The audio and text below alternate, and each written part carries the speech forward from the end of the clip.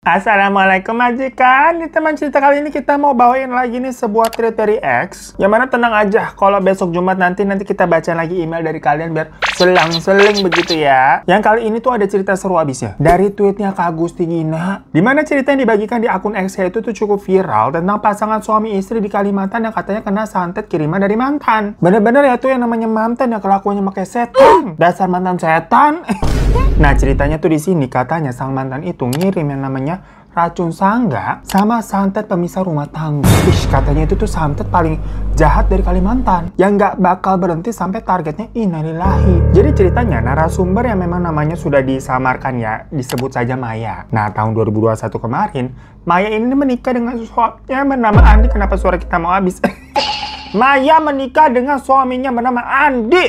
Itu legas ya. Menikahnya secara ta'aruf. Pokoknya dari awal ta'aruf sampai nikah ini prosesnya mencepat, kira-kira 2 bulan. Dan setelah menikah mereka memutuskan untuk tinggal sendiri, membina rumah tangga bersama. Cila ngontrak deh tuh di sebuah rumah di kota mereka. Ya maksudnya biar mandiri kan, biar bisa ngerintis semuanya bareng-bareng dari awal. Kenapa sih dari tadi suara kita habis? Bentar minum dulu ya.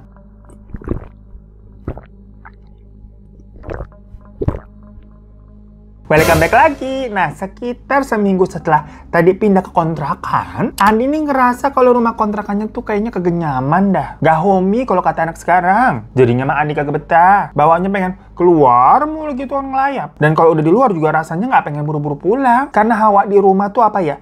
Berasa panas, hareureung pisan. Awalnya si Andi ini mengira karena faktor cuaca kali ya. Dan sirkulasi udara di rumah kontrakan itu memang kurang bagus, kurang teraliri dengan baik. Alhasil ya udah Andi sama Maya ini mencoba untuk sabar aja. Nanti nih mungkin kalau udah masuk musim hujan gitu udaranya bisa lebih enak kali ya. Kayak sekarang kan suka kayak adem gitu kan kalau malam-malam abisnya lagi hujan terus. Tapi setelah waktu berlalu nih sampai udah masuk musim hujan ceritanya sama baik ternyata udaranya mah tetap pengap. Bawaannya tuh pengen marah-marah, pengen emosi begitu kan. Kita kalau AC mati gitu panas juga bawaannya pengen emosi. Lah kenapa jadi sekarang kita emosi? Nggak begitu ya?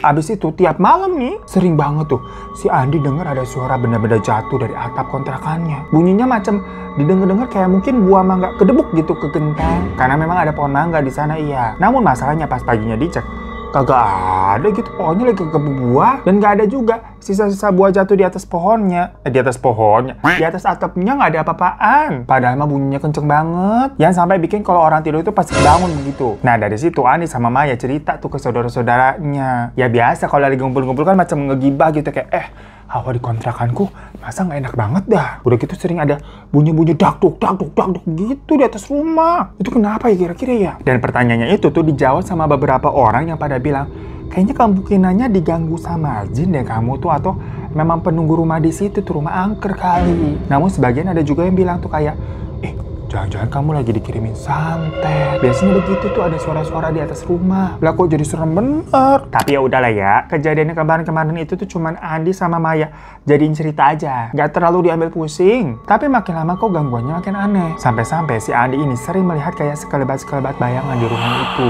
Pernah waktu itu, ibunya Maya ceritanya sedang berkunjung ke rumah. Terus kebetulan yang bukan pintu si Andi. Nah Andi di situ ngelihat jelas-jelas si ibunya Maya datang itu berduaan gitu sama ibu-ibu lain yang mungkin temennya atau saudaranya, cuman Adi belum kenal. Ya langsung kan sebagai mantu idaman dipersilakan masuk bu. Dan manggil Maya buatin 2 minuman tuh, ada ibu sama tamunya. Nah pas sudah buatin minum disamperin tuh ibunya, loh kok ibu sendirian? Sampai ibunya heran juga itu minumannya 2 buat siapa. Lah Andi kan bilang tadi ibu datang sama temannya, ibunya bilang enggak ibu sendiri. Jadi Andi bingung. Padahal tadi Andi ngelihat ibu berdua datangnya. Ya udah nih waktu berlalu ya. Sampai Maya itu hamil 3 semester pertama. Andi sama Maya mah happy banget. Tapi ternyata di awal kehamilannya itu Maya ini ngerasa apa ya namanya enek, pusing, mual gitu, nggak nafsu makan. Nah biasa sih. Yang nggak biasa adalah Maya sama Andi itu juga masih sering ngeliat kayak ada sekelebat-sekelebat bayangan aneh tuh di rumahnya. Ya akhirnya mereka berdua nih mikir, apa sebaiknya kita pindah kontrakan aja ya? Jangan-jangan bisa bener nih kata orang, kontrakan sini horor kayak hantunya. Ntar kalau udah lahirannya terus bayi kita diganggu kan kagak lucu ya. Makanya karena nggak mau ambil resiko, mereka pun memutuskan untuk pindah. Nah ternyata setelah pindah kontrakan, qadarullah ya ujiannya ada lagi. Karena Maya ini didiagnosa lemah kandungannya. Sampai harus dirawat di rumah sakit tuh beberapa hari. Sementara si Andi tahu-tahu menderita gatal-gatal yang aneh. Jadi di sekujur tubuhnya tuh kayak muncul ya bintik-bintik kecil berisi cairan nanah. Yang perlahan-lahan bintik-bintik itu mulai menjalar naik tuh ke sekujur tubuhnya kayak cacar begitu, gengs. Katanya si Andi mah rasanya panas, gatal, sakit tuh, berasa disundut-sundut paku macam cacar monyet kali ya, tahu kan yang monkeypox tuh yang serem gitu kan, gede-gede nanahnya. Cuma dokter sendiri waktu itu nggak tahu si Andi ini kena penyakit apa sebenarnya. Jadi si Andi cuma dikasih resep minum obat sama salep aja tuh buat diolesin di kulitnya. Yang mana obat-obat yang dikasih sama dokter itu kagak ngefek, bukannya sembuh mah justru lebih parah. Sampai nanah-nanahnya itu tuh pada pecah dan Andi merasakan sakit yang luar biasa. Buat jalan aja susah kan sampai kaki-kaki, soalnya pada luka-luka tuh akibat nanah yang pada pecah. Itu juga bau membusuk katanya, gengs. Akhirnya nih pas ke rumah sakit, dokter menyarankan untuk ya udahlah diopname aja ya. Landi bingung, kok penyakit kulit begini sampai harus diopname? Tapi dokter tuh beralasan untuk dilakukan pemeriksaan intensif nih, harus nih, karena kan belum diketahui kan kena apa. Bisa aja scabies atau takutnya kamu ada infeksi karena penyakit gula atau penyakit bawaan lainnya gitu-gitu loh. Makanya udah dirawat aja. Ya udahlah, Andi nurut. Tapi setelah udah beberapa hari dirawat, ternyata nggak ditemukan adanya indikasi penyakit apapun. Ya akhirnya ya udahlah Andi dibolehin pulang walaupun kondisi kulitnya mah belum pulih total. Kata dokter pokoknya Andi ini cukup ngakuin rawat jalan aja udah. Tapi ya itu keadaannya mah nggak membaik, malah makin jadi. Nah dari situ si Andi mentalnya udah kena nih. Maksudnya kayak, duh gua kenapa ya ini kok nggak bisa sembuh ya? Daripada nahan rasa sakit begini, duh gatel banget nggak kuat gitu. Apa mendingan gue sekalian mati aja kali ya? Ya mungkin si Andi jadi depresi begitu ya. Mulai dia tuh ada pikiran-pikiran dan suara-suara aneh yang suka Andi denger. Tiap kali si Andi melihat ada benda tajam di rumah, dia jadi kayak punya dorongan buat melukai dirinya sendiri. Bahkan nih, saking frustasinya, Andi pernah, ini kita ngilu ngomongnya ya. Ngikutin tuh ada bisikan-bisikan tuh, dia ngeliat ada parutan, tahu kan parutan kelapa tuh, dipakai sampai diparut tangannya sampai berdarah. Merinding kan ini kita sampai nggak kuat ngomongnya. Untungnya waktu itu ketahuan sama istrinya tuh si Maya, langsung diberhentiin. Jadinya mereka berdua tuh akhirnya sama-sama dalam titik frustasi. Maya yang kandungannya udah lemah ya, masih harus ngeliat dan ngalamin kejadian-kejadian seperti itu. Apa kabar dunia? Belum lagi kalau tiap malam nih, kalau tidur si Andi tuh suka mimpi buruk. Dia tuh sering rep-repan gitu dan membuat tidurnya jadi nggak bener. Bayangin aja, udahlah sakit, frustasi, tidurnya kagak nyenyak. Apa kagak uring-uringan tuh sepaneng pasti pala ya. Sampai akhirnya keadaan tuh semakin parah, gengs. Karena Andi tuh muntah darah. Pokoknya fisiknya semakin kurus dan memperhatinkan. Di situ si Maya baru berpikir nih, jangan-jangan benar kata orang kalau Bang Andi ini kena santet apa ya. Karena udah gak normal banget keadaannya memang. Nah sebelumnya kan udah mencoba pengobatan medis tapi nggak ngefek tuh. Jadilah si Andi ini mulai dibawa ke semacam pengobatan alternatif. Puluhan orang yang punya kemampuan spiritual dengan latar belakang yang berbeda-beda udah mereka datengin tuh satu-satu. Sampai ke pelosok-pelosok lah pokoknya. Andi yang selama hidupnya sebenarnya dia nggak percaya sama sekali apapun tuh yang namanya santet, hantu, apalagi kesurupan. Untuk pertama kalinya waktu dia diruqyah tuh pakai ayat Al-Quran, tiba-tiba dia ngeblank, nggak inget apa-apa. Katanya rasanya cuma kayak ngambang di tempat yang gelap gitu loh. Pas sadar-sadar, apa ada suara ngesot? Nggak lucu, ini kan bukan rumah sakit ya. Udah lanjut aja ya. Jangan ngesot-ngesot tuh lantai belum dipel, nanti bajunya kotor. Lagian ada aja tau suara ngesot. Belum pernah di sini ada ngesot-ngesot. Jangan deh, nggak usah bilang misalnya, coy, yaudah ngomong apa sih kita? Lanjut aja udahlah. Pas sadar-sadar tuh ya, Maya bilang ke Andi kalau katanya tadi Andi sempat kesurupan. Maya bilang tuh, kalau suara Andi tiba-tiba berubah kayak suara perempuan. Dan perempuan itu tuh bilang kalau katanya dia adalah jin yang dikirimin untuk nyantet Andi. Makanya sejak itulah Andi sama Maya ini jadi percaya kalau santet beneran ada. Karena Andi sendiri nggak nyangka gimana caranya coba dia bisa tanpa sadar ngeluarin suara perempuan. Nah harapannya Maya sama Andi ruqyah tadi itu kan supaya bisa nyembuhin Andi itu secara total. Tapi ternyata enggak majikan. Soalnya makin hari penyakit Andi mah tetap aja makin buruk. Gatalnya masih ada, suara gaibnya juga masih ada, mimpi buruk tetap ada. Ditambah sekarang Andi tuh malah tiba-tiba jadi indigo. Karena dia mulai melihat tuh penampakan-penampakan makhluk tak kasat mata. Tapi mereka nggak nyerah. Mereka coba datang ke tempat ruqyah lain lagi. Cuma sama aja hasilnya. Udah nggak kehitung deh berapa tempat yang udah mereka datengin. Mulai dari cuma didoain doang, dikasih air doa buat diminum, dimandiin air kembang, diraja. Pokoknya segala proses ritual udah Andi jalanin. Tapi belum ada yang berhasil. Awalnya Andi sama Maya kan tadi fokusnya untuk biar sembuh aja ya. Tapi lama-lama mereka juga jadi bertanya-tanya, siapa ya orang yang tega bikin Andi kayak gini gitu loh. Salah mereka juga apa sih ke orang itu? Dan jawaban dari semua orang pintar yang mereka datangin tuh semuanya ngomong kalau Andi katanya kena sihir yang dibayar sama salah satu orang dari masa lalunya Maya. Jadi ternyata bukan dikirim dari pihak kenalnya Andi, melainkan justru dikirim dari orang yang dulunya katanya punya hubungan sama Maya. Yang ciri-cirinya waktu disebutin sama orang pintar yang didatengin itu katanya mirip banget sama mantannya Maya. Sampai akhirnya pokoknya Andi berada di titik terendah tuh dalam hidupnya. Maksudnya dia udah nggak bisa berdiri dan makin sering ngalamin muntah darah. Ya Andi mikirnya pokoknya, aduh aja gue udah deket nih kalau gini ceritanya. Ditambah juga dia selalu ngalamin delusi dan halusinasi melihat sosok-sosok yang nakutin yang muncul di rumah mereka. Namun si Maya tetap nih nggak mau menyerah. Dia terus nyemangatin Andi untuk tetap menjalani pengobatan medis ataupun non medis. Ayo, semangat begitu. Setiap hari nih, di tengah kondisi Maya yang lagi hamil gede, dia tetap ngerawat Andi. Ya mandiin, nyiapin makan, minumin obat, ngolesin salep kulit tuh. Pokoknya Maya telaten banget lah ngerawat suaminya itu dengan harapan Andi bisa sembuh. Hingga ada seorang kerabatnya Maya nih yang nyaranin untuk berobat ke sebuah pengobatan holistik namanya. Jadi itu kayak terapi pengobatan alternatif yang menggabungkan pengobatan medis, non-medis, dan tradisional secara bersamaan. Ya pokoknya karena segala cara kan mau dicobain memang ya. Berangkatlah mereka ke sana. Dan di situ Andi langsung dipegang sama suhunya, sama yang punya. Padahal katanya suhunya ini tuh jarang turun tangan. Maksudnya biasa nyerahin ke pegawai-pegawainya aja, udah tua suhunya. Tapi pas lihat keadaannya Andi nih, langsung tuh suhunya yang turun tangan. Karena kata si suhunya, dia tuh ngelihat Andi ini dikirimin santet beracun yang sangat mematikan yang namanya tadi kita sebut di awal, racun sangga. Sebuah jenis santet yang lebih susah diterapi dibandingkan santet biasa. Asal santet ini tuh katanya dari Kalimantan, cuma memang gak banyak orang Kalimantan juga yang tahu soal racun sangga ini. Paling hanya beberapa orang doang. Itu pun kemungkinannya kalau dia sampai tahu tuh satu pernah ngalamin atau berurusan langsung sama jenis santet ini yang mungkin keluarganya pernah kena. Pokoknya santet racun sangga ini tuh termasuk racun gaib. Maksudnya racun yang pakai jasa roh atau jin yang jahat yang bekerja sebagai pendebar santetnya. Dan kalau jinnya udah berhasil tuh masuk ke tubuh korban, nantinya si jin ini bakal makan itu tubuh korbannya sedikit demi sedikit tuh sampai ke bagian jantung, guys. Jadi kalau udah kena jantung, udah dipastikan korbannya kehilangan nyawa, udah nggak selamat ya. Pas pertama kali mendengar penjelasan ini, Andi sama Maya shock sekaligus bingung juga. Kok bisa mereka mengalami hal seperti ini ya? Tapi dengan dukungan dari keluarga, termasuk dari suhunya juga yang bilang kalau nggak, tenang aja, Andi bisa sembuh. Ya udah jadinya Andi punya semangat. Jadi balik lagi, yuk semangat.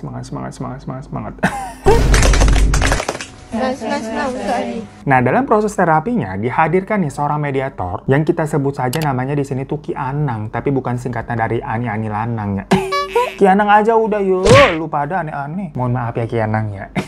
Yang setelah melakukan beberapa ritual, ternyata sukmanya si dukun santet yang ngirimin santet ke Andi itu berhasil dipanggil dan masuk ke raganya Ki Anang. Dan melalui Ki Anang, si dukun itu tuh bilang kalau memang ada seorang pria yang datang ke saya untuk minta supaya si Andi nih mati secara perlahan. Nah, di situ sempat terjadi negosiasi tuh antara dukun santet sama si Ki Anang. Walaupun Maya sama Andi ini nggak terlalu paham tentang apa yang mereka negosiasikan, intinya akhirnya dukun santet itu tuh mau mengalah. Dia bilang mau berhenti ngirim santetnya. Yang setelah proses mediasinya selesai, ya udah terapi juga selesai. Andi sama Maya disarankan untuk rutin aja ngebaca doa dan amalan-amalan di rumah sebagai bentuk untuk pembentengan diri, termasuk zikir pagi petang. Yang percaya nggak percaya, setelah itu Andi menunjukkan banyak banget perbaikan. Luka-luka di tubuhnya perlahan mengering tuh sampai sembuh. Macam kalau kayak lu punya bekas-bekas jerawat, tapi ini juga bisa sembuh. Bukan endorse ya. Aduh, langsung aja deh ikan cucut. Lanjut.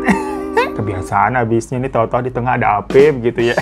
Perlahan-lahan dari situ si Andi udah mulai bisa jalan lagi tuh, gengs. Dan yang paling Andi syukuri, dia tuh udah bisa istirahat dan tidur dengan nyaman. Karena udah kagak mimpi buruk-buruk lagi. Bisa dibilang ya Andi udah kembali seperti semula lah, udah sehat walafiat. Tapi yang majikannya ternyata cobaannya datang lagi. Di tahun 2022, Maya kan akhirnya lahiran loh. Tapi nggak tahu kenapa ya, si Andi tuh kayak mulai berubah lagi. Bukan kulitnya berubah jadi nana-nana sakit lagi, enggak, melainkan sikapnya yang berubah. Setelah dia sembuh dan udah bisa balik kerja lagi, si Andi ini jadi sering pulang malam banget. Alasannya lembur aja begitu. Dia juga jadi lebih cuek tuh ke si Maya. Bahkan kayak empat ngeliat mukanya si Maya. Jadinya berdua ribut mulu itu. Tapi ributnya sebenarnya tanpa alasan yang jelas. Sampai bayi mereka ini sering nangis karena dengar orang tuanya ribut-ribut mulu. Terus sampai demam itu bayinya. Akhirnya mereka kepikiran buat membawa si bayinya ke tempat suhu yang kemarin lagi. Buat diruat aja nih bayinya nih, takut kenapa-napa. Tapi ternyata masalahnya bukan ada di bayinya, melainkan ada di Maya sama si Andi yang lagi-lagi ternyata dapat kiriman santet. Kali ini mereka tuh dikirimin santet sama orang yang sama, tapi pakai jenis santet yang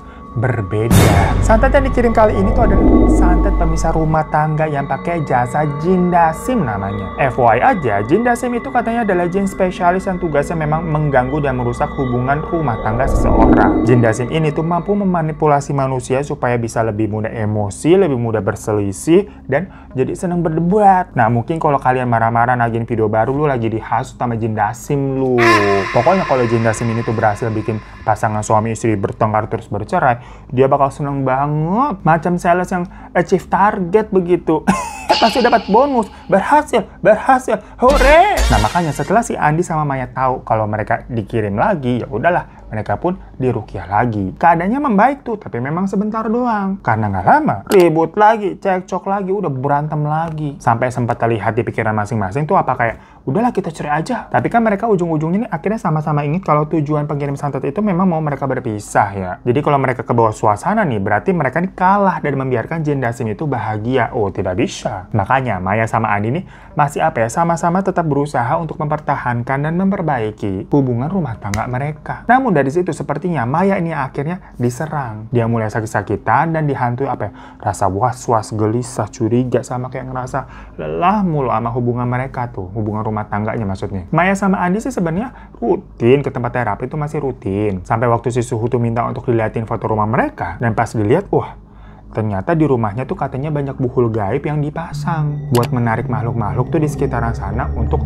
datang ke rumah buat neror. Itulah sebabnya kenapa selama ini si Maya sama Andi tuh selalu ngerasa panas terus gitu di rumah. Dan buat nyari solusi yang cepet aja nih ya, Maya sama Andi memutuskan untuk ya udahlah pindah rumah lagi aja gitu, nyari kontrakan baru. Karena kan tahu berarti ini rumah yang sebelumnya tuh ada banyak buhul. Cuman walaupun udah pindah nih, lagi-lagi semua nggak berjalan seperti keinginan mereka. Kali ini si Andi yang sepertinya goyah. Andi merasa kayak wajahnya Maya nih kayak nggak menarik lagi. Raut mukanya Maya tuh kayak gelap gitu loh. Bahkan Maya sendiri pernah ngeliat dirinya di cermin udah kayak keriput gitu, kayak semacam nenek-nenek tua gitu, udah kendor sana sini sampai dia kaget. Makanya Maya hindari penuaan dini dengan skincare yang ada anti-agingnya, bukan endorse lagi yang kagak ada endorse.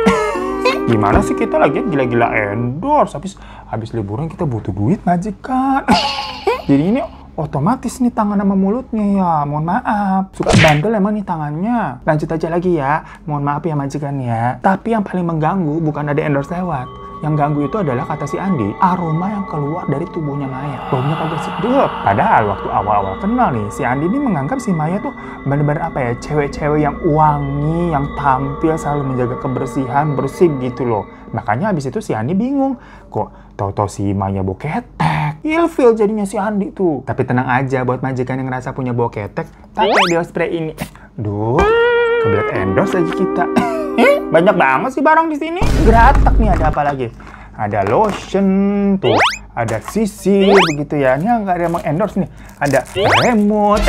Kedistrak kita jadinya nih, cerita ngeliat barang-barang banyak bener di meja. Mohon maaf lagi ya majikannya, ini udah naluri begitu. Apa jangan-jangan gue ketempelan setan endorse yang membisikkanku untuk mereview barang-barang atau produk-produk berkualitas. Gila, bisa aja.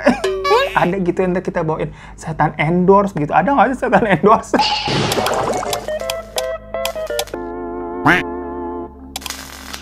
Udahlah, mulai ngelantur kita hidupnya. Terusannya aja lagi ya, di rumah kontrakannya mereka tuh. Ini kan udah baru, nih udah pindah lagi tadi mereka. Itu sering muncul lipan. Dari mana tuh lipannya tuh? Padahal Andi sama Maya udah berusaha nutupin semua lubang-lubang yang ada di rumah. Sampai ngenat ulang tuh ubin-ubin segala macam biar itu lipan kagak muncul, tapi tetap muncul lagi. Ya makin hari nih, teror gaib yang mereka rasain tuh makin berasa. Andi sama Maya mah udah pasrah aja lah sama keadaan lah. Mereka udah berhenti ke terapi nih, karena untuk yang terakhir kalinya, setelah beberapa kunjungan, kondisinya nggak kunjung membaik. Jadi mereka kayak udahlah capek lah. Macam mungkin udah nggak mempan itu ilmu suhunya ya. Yang bisa mereka lakuin cuman pasrah dan berserah. Tapi hasilnya mah makin kacau. Andi makin jarang pulang. Sementara Maya kan harus ngurus bayinya mereka sendiri tuh. Tapi di rumah dia sering menghadapi kejadian-kejadian horor. Pernah nih pas Andi nggak ada di rumah, Maya lagi cuci piring di dapur nih. Sementara bayinya tidur tuh di kamar. Maya kan pakai daster waktu itu ya. Tiba-tiba ada yang narik dasternya dari bawah, gengs. Padahal ada apa-apa. Sering juga pas Maya lagi sholat, dia tuh katanya kayak berasa ada yang ngeliatin gitu dari belakang. Jadi kan sholatnya nggak khusyuk. Dan yang paling nyeremin waktu itu si Maya pernah halusinasi dikerubutin ratusan ular gitu, sampai merinding. Nggak suka gua sama ular tuh.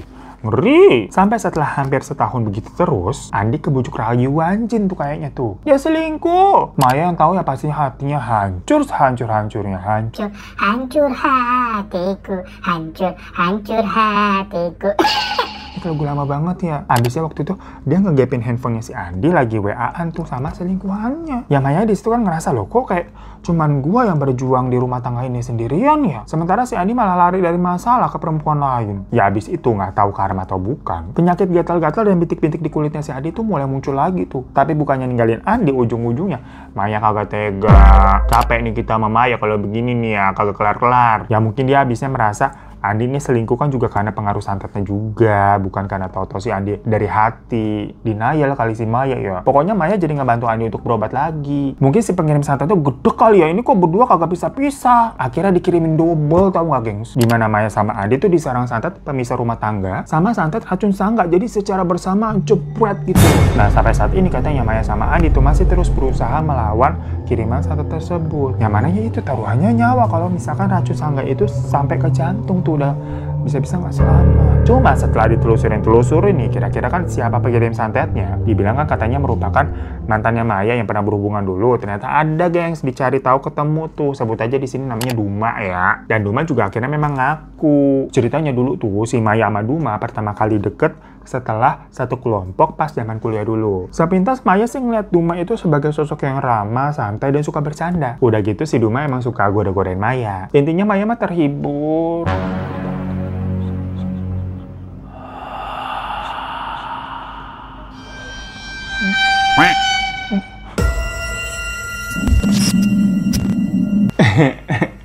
Nggak usah dibahas ya gengs, ya udah kita syutingnya di sini aja begitu, udah pada tahu lah ya. Langsung aja deh, kita pengen cepet-cepet nih nyelesainnya. Sampai mana ya, lupa deh ceritanya ketemu si Maya sama Duma. Ceritanya dulu tuh Maya sama Duma pertama kali deket setelah satu kelompok katanya zaman kuliah tuh. Sepintas Maya nih ngeliat Duma kayak sosok yang ramah begitu, dia tuh santai, suka bercanda gitu kan. Udah gitu katanya Duma sering goda-godain Maya. Intinya mah Maya terhibur gitu kalau ada Duma di sekitarnya. Yang bikin mereka nih makin hari tuh makin deket. Singkat cerita nih, Maya sama Duma ada di fase friendzone cenah. Maya mah suka sama Duma, iya si Maya suka tuh sama Duma, Dumanya juga demen. Tapi walaupun udah kuliah nih, si Maya tetap nggak boleh pacaran sama keluarganya. Melainkan kayak udah jangan pacaran, nikah aja langsung gitu. Tipe-tipe keluarga yang strict. Makanya Maya sama Duma HTS-an doang tuh, nggak ada status resmi di antara mereka. Nah suatu hari nih ya, pas capek. Pas Maya sama Duma tuh lagi ngapain tuh, nggak tahu berdua ngapain. Nyari buku si Maya kalau nggak salah di tasnya Duma. Maya tuh nemuin kayak ada lembaran kertas lusuh gitu yang ada tulisan Arab campur tulisan Melayu, gengs. Nah waktu itu si Maya sebenarnya sempat penasaran itu tulisan apaannya, tapi mau nanya langsung ke Duma masih ngerasa sungkan. Sampai pas zaman-zaman KKN, Maya dibilangin tuh sama temennya, ada teman kampusnya namanya Susan. Katanya kayak, ih hati-hati lu sama Duma lu, tempat asalnya Duma tuh kayak masih kental sama yang mistis-mistisan, tahu ntar lu diapa-apain. Ya katanya sih Susan ngingetin doang, karena si Duma sama Susan itu masih satu kabupaten, cuman beda desa. Tapi omongannya Susan itu kayak dianggap angin lalu doang sama si Maya. Nah setelah udah lulus kuliah, Duma yang biasanya mah suka bercanda, bilang serius tuh ke Maya tuh, Mai tunggu aku ya, 3 tahun lagi nih aku bakal ngelamar kamu. Tapi Maya dibilang begitu, malah kayak ngomong, duh Dum aku nggak bisa janji ya, kita kan nggak tahu apa yang akan terjadi di masa depan. Kalau kamu serius udah kamu datang dulu aja ke rumah, temuin ayahku minta restu. Tapi si Duma nih belum berani bilang. Alasannya karena waktu itu ya kan aku belum punya apa-apa, Mai. Aku harus cari uang dulu biar nggak malu-maluin di depan keluarga kamu. Ya memang kalau secara ekonomi Duma ini jauh banget di bawah Maya. Hal itu yang membuat mungkin Duma nih nggak siap buat menghadapi orang tuanya Maya karena merasa belum sukses, bakalan pasti ditolak. Singkat cerita ya udah mereka menjalani hidup masing-masing. Duma balik ke daerah asalnya, Maya juga balik ke daerah asalnya. Mereka dibilang putus kagak, dibilang lanjut juga enggak. Karena kan dari awal memang statusnya nggak pernah pacaran. Mereka yang awalnya rutin tuh balas-balasan WhatsApp mulai hilang-hilangan tuh karena kesibukan dan pekerjaan mereka masing-masing. Dari sisinya si Duma, yang penting ya komunikasi sama Maya tetap masih kejaga, tapi dia mau fokus cari uang dulu, jadi nggak intens gitu loh komunikasinya. Tapi dari sisinya Maya, dia mau udah move on. Karena 2 tahun kemudian, si Maya ini ngabarin ke Duma kalau dia mau menikah dengan orang lain secara taruh. Duma ya mungkin merasakan dia lagi berjuang ngumpulin duit buat nikahin Maya. Lah kok Maya malah nikahnya sama orang lain? Terus apa artinya perjuangan Duma selama ini? Apakah selama ini keringat dan usahanya Duma tidak ada artinya di matanya Maya? Gitu kali ya pikirannya si Duma kali-kali ya. Nah setelah putus cinta cerita nih si Duma nih, dia nemuin pamannya, ada namanya Paman Kahar. Curhat dia tuh Duma tuh. Dia katanya sedih karena ditinggal nikah sama orang udah dia deketin dan usahain sekian tahun, berasa cuma jagain dia 2 orang. Makanya si Paman Kahar ini cerita tentang racun sangga. Dari situlah si Duma tuh pertama kali dengar tentang racun sangga. Racun gaib yang berbentuk cairan minyak yang memang sudah diisi dengan roh dan jin jahat. Jadi sangga ini sebenarnya itu nama tanaman, gengs. Yang tadinya cuma dipakai buat jaga wilayah doang, kayak misalkan jaga kebun, lahan, rumah. Tapi memang kemudian disalahgunakan. Dipakai tuh sama praktisi-praktisi spiritual buat bumbu ngejahatin orang. Dan racun sangga ini pun punya 2 cara penggunaan. Satu ya digunain gitu aja buat keperluan si pemilik, yang kayak tadi tuh buat jagain tanah atau wilayah ya. Dan yang kedua pakai perjanjian waktu, yang disebut racun sangga bajanji. Dimana si pemilik racun sangga bajanji ini tuh ngebuat kesepakatan dengan jin untuk ngabisin korbannya dengan waktu yang memang sudah dijanjikan. Sepakatnya seminggu ya seminggu, sebulan ya sebulan, setahun ya setahun gitu. Kalau mau lebih cepat harganya apa ya? Lebih cepat harganya lebih mahal. Kita udah ke bawah, diikutin lagi ke bawah begitu kan? Harus kemana lagi kita? Cuti lagi kita, iya kita jalan-jalan aja makannya. Makanya majikan kalau kita lagi pergi kemana-mana tuh jangan dimarahin mulu. Kita tuh di sini tuh kalau di luar sana tuh kita tenang, kagak didatengin apa-apaan. Kemarin kita ke rumah hantu, kaget-kagetan gitu lah, karena emang dikagetin dengan padahal orang. Kalau di sini mah ya begitu ya.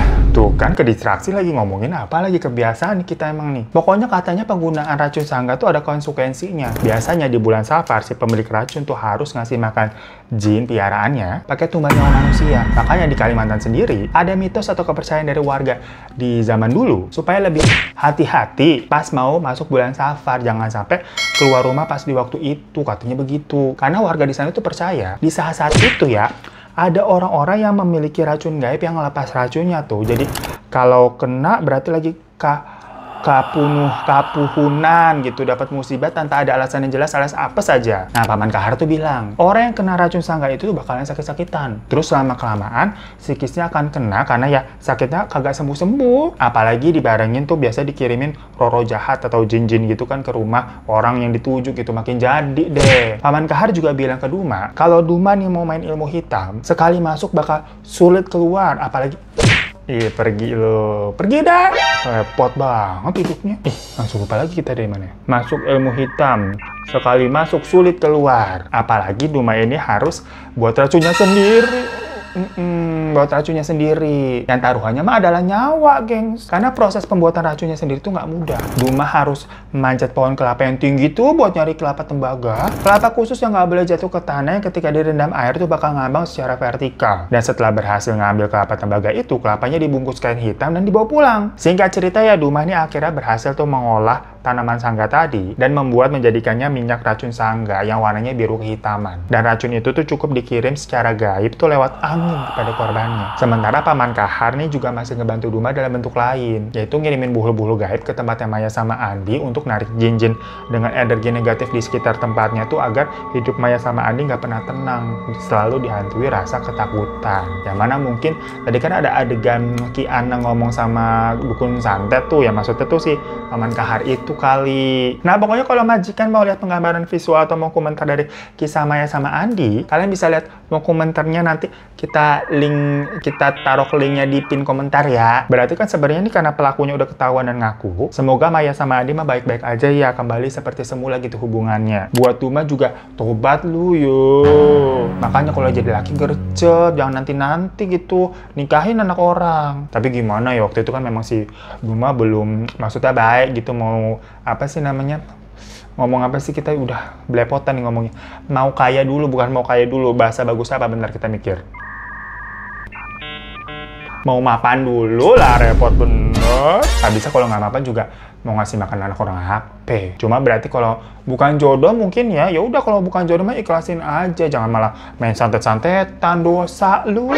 Ya udah majikannya, terima kasih ya. Sekian, akhirnya selesai juga nih ceritanya, kita cepet-cepetin. Tapi kita juga jadi bertanya-tanya sih, kalian emang ada yang pernah ngeliat itu tanaman racun sangga kayak apa? Kita juga belum pernah ngeliat. Kalau mungkin dari teman-teman ada di Kalimantan, nanam kali lu tanaman sangga, iya boleh komen-komen di bawah ya.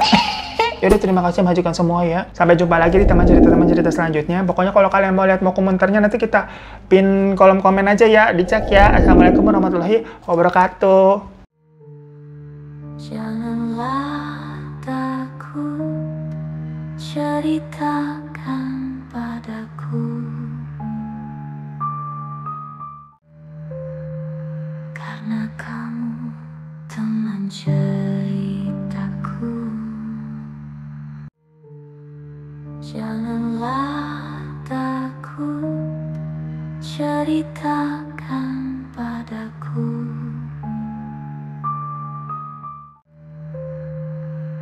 karena kau